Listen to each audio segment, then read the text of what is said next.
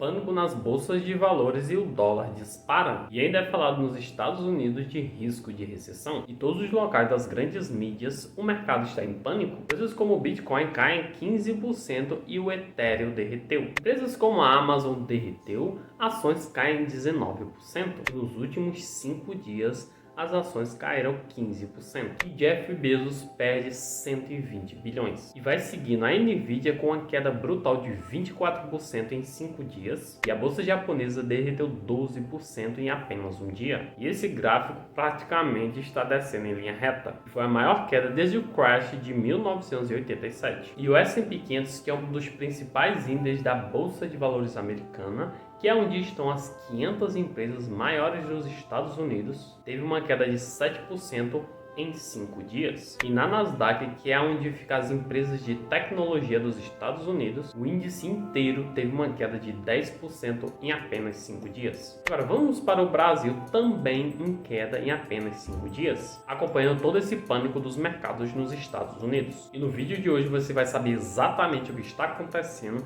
na economia brasileira e na economia americana, e também na economia global, e vai saber exatamente como se proteger como investidor. Primeiro, vamos para o Brasil. Por que a bolsa brasileira está caindo e o que a bolsa brasileira tem a ver com a bolsa americana? Primeiro, a grande questão é que tem tudo a ver, porque a bolsa americana influencia o mercado global como um todo, pois é o maior mercado do mundo e tem as maiores empresas do mundo. Porque a economia ela é muito interligada, não só falando nacionalmente, que é o caso do Brasil, mas sim numa visão global. Então, é uma coisa normal que acontece se a bolsa americana está derretendo, pode saber que naturalmente a bolsa brasileira vai cair também. E outro ponto que também abrange tanto o Brasil quanto os Estados Unidos é que os investidores internacionais do mundo inteiro estão com medo. Num contexto onde há pânico nos mercados, os investidores internacionais vendem suas ações no Brasil, nos Estados Unidos e no mundo e colocam em renda fixa americana, pois é vista como um dos investimentos mais seguros do mundo. E onde há muitos investidores vendendo suas ações em conjuntos,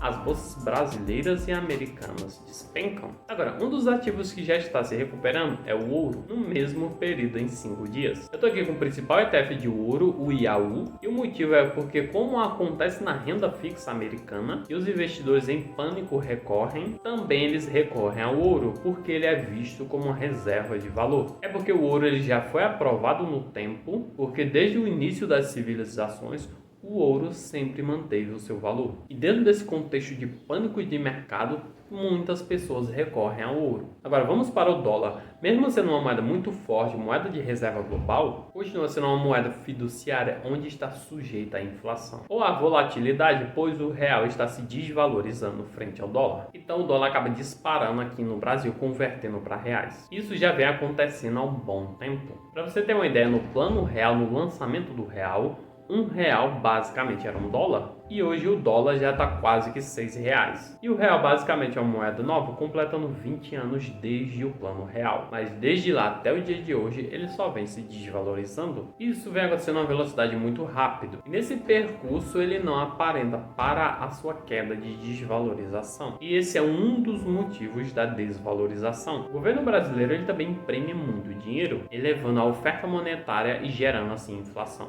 E esse é o pior caminho. É um caminho onde a Venezuela escolheu trilhar, chegando à hiperinflação, onde destruiu a sua própria moeda, onde imprimiu tanto dinheiro que chegou ao papel higiênico, o papel ter mais valor do que o próprio papel do dinheiro local, onde as pessoas escolhiam se limpar com o próprio papel da sua moeda do que comprar papel higiênico. E outro ponto também que o dólar disparou é porque uma parte relevante dos investidores internacionais estão comprando dólar para poder se estacionar na renda fixa americana. Porque muitos investidores comprando dólar vai muito capital para dentro dos Estados Unidos, o que também faz o dólar disparar. Agora, o principal motivo que tudo isso vem acontecendo é porque ainda há um grande temor de uma recessão nos Estados Unidos. E os investidores andam muito tenso e muito em pânico. E uma das coisas que causou todo esse pânico de mercado foi a queda da bolsa japonesa. E é porque o Japão é como se ele fosse uma espécie de banco mundial, porque os seus juros eles são muito baixos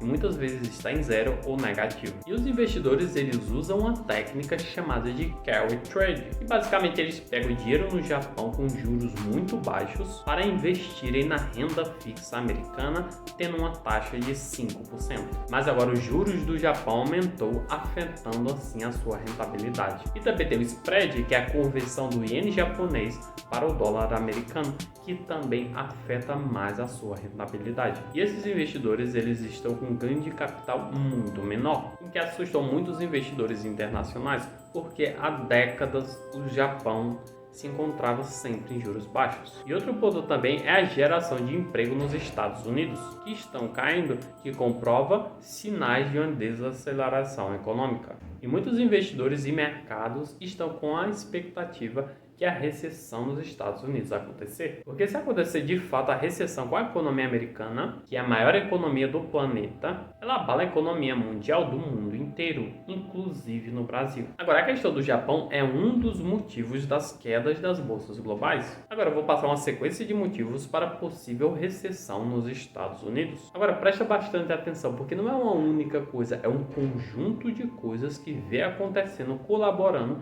para acontecer a recessão nos Estados Unidos. E um dos motivos é a inflação, que ela ainda é alta, e a geração de empregos que não andam tão bem. E também o aumento nas taxas de juros do Fed, Federal Reserve, que é o Banco Central dos Estados Unidos. Ele tem aumentado as taxas de juros para combater a inflação, o que pode reduzir os gastos do consumidor e os investimentos empresariais, potencialmente desacelerando a economia. E a questão da inflação, ela um bom tempo persiste. Com a inflação elevada, se a inflação se mantiver alta, pode corroer o poder de compra dos consumidores e aumentar os custos para as empresas, afetando assim negativamente o consumo e os lucros corporativos. E aqui também há pressões nos custos. Custos elevados na energia, alimentos e outros bens essenciais pode manter a inflação alta mesmo com as medidas do Fed. Agora aqui mais um ponto, tensões geopolíticas e conflitos internacionais. Tensões como a guerra na Ucrânia e disputas comerciais com a China podem afetar o comércio global e criar incertezas que impactam negativamente a economia. Agora aqui essa informação que está dentro da análise de impactos na economia americana. Eu não vou entrar no mérito ideológico, quem quiser entrar pode ficar à vontade nos comentários, mas eu não vou participar disso. Que são as sanções e as barreiras comerciais. Medidas protecionistas e sanções econômicas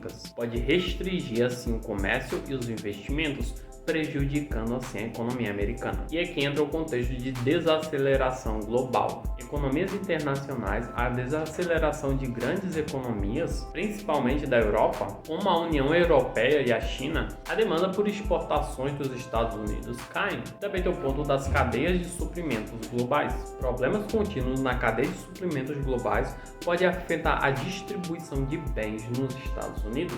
E os mercados de desemprego e salários são afetados se o mercado de trabalho enfraquecer. Com o aumento no desemprego e a estagnação dos salários, pode haver uma redução na confiança e nos gastos dos consumidores. E também tem o ponto da escassez da mão de obra. Em certos setores também pode aumentar os salários, contribuindo também para o aumento da inflação. E aqui entra o ponto do endividamento, o endividamento das famílias e do meio corporativo. Alto aumento da dívida das empresas e das famílias pode tornar a economia mais vulnerável a muito mais choques econômicos, especialmente o ambiente de aumento de taxas de juros. Agora, entrando na dívida pública, na dívida americana, a dívida pública ela pode limitar o governo e implementar políticas fiscais expansionistas em tempos de crise, e a dívida dos Estados Unidos bateu 35 trilhões de dólares, alcançando recorde em toda a história dos Estados Unidos. E tudo isso impacta a confiança das empresas e dos consumidores. Tem o contexto do sentimento econômico, porque se as empresas e os consumidores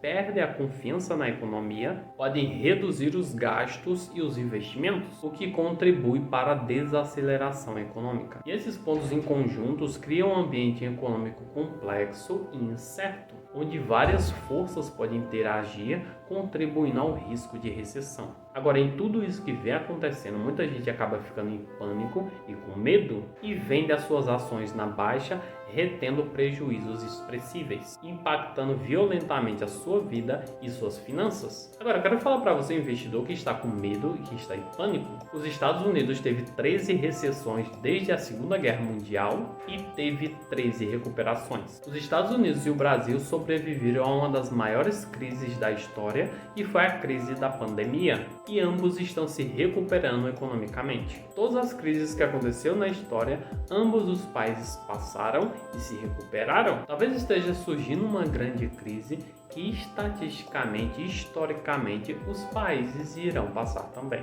Então, o que fazer no meio de tudo isso? É investir em empresas robustas, empresas sólidas e que sejam geradoras de caixa, que mesmo no meio de uma crise conseguem gerar caixa. Muitas delas estão inseridas em utilities e em serviços essenciais. Evitar aquelas empresas muito precificadas, muito endividadas e que não conseguem gerar caixa. E as empresas que sobrevivem são empresas robustas, geradoras de caixas e que estão inseridas em vários setores de uma economia. E lembre-se, 80% de um investidor é emocional e 20% é técnico. Mesmo no contexto de crise ou de medo, controle a sua emoção que você vai estar na frente de muita gente. O conteúdo é esse, pessoal. Se você gostou, deixa o seu like, se inscreve no canal e até o próximo vídeo.